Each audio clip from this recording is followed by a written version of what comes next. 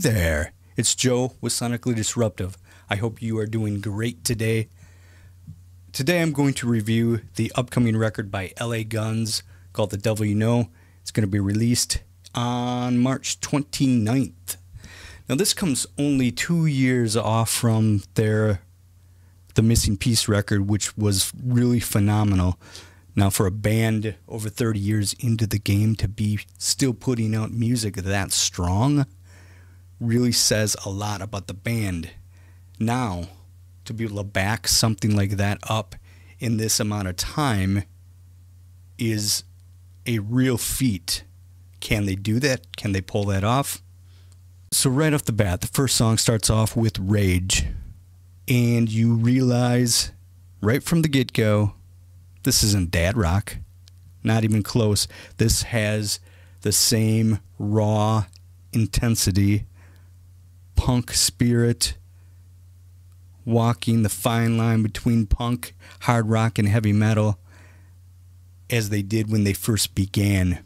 This is a phenomenal opener, fast, aggressive, raw, and gets you into the right headspace for what comes next. The production here is as the last album was. It's very live feeling, very bare bones. There's not a lot of studio tricks going on here. You have bass, drums, guitar, vocals, and maybe a key or two thrown in, and that's it. Now, if you do not have strong songs, that's not enough to hold it together. But if your songs are just right, that truly is all you need. So much like the last record was, there are no weak songs on this entire album.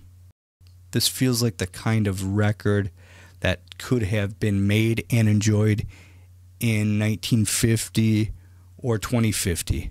There's no overproduction, there's no chasing trends, none of that exists here. And that's the kind of stuff that if you get it right is timeless. So again, we have Tracii Guns and Phil Lewis together still after Tracii being gone for so many years. And when those two get together, there's seemingly a very special quality that comes out in their music. While much of this is very straight ahead, bare bones, hard rock, that does not mean there's not a lot of interesting things going on here. Some of Tracii Guns' chord progressions and note choices are very interesting here. And with Phil, his voice sounds fantastic. For me, it's always been his phrasing that really sets him apart. I love the way he sings a line. I love the way he flows and puts the lines together. So standout tracks here, there really are many. The opener, Rage, is phenomenal. Loaded Bomb is fantastic. And I love the song Going High. Phil's voice on this is so primal and filled with emotion, as is Tracii's guitar playing, not only on this song, but throughout the whole record. But for me, the song Going High really shows the magic that these guys can create. Such a great song. But as I said before, there's no bad songs here. The way the album is structured and put together, it's a fast listen, it doesn't drag. And so again, we have a phenomenal record.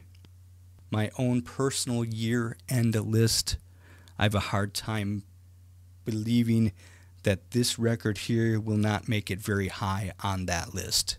So again, if you're a fan of aggressive music, if you're a fan of punk, if you're a fan of rock, metal, whatever, give this a listen. It's a great record. When you get a chance to listen, tell me what you think. And thank you so much for watching. See ya.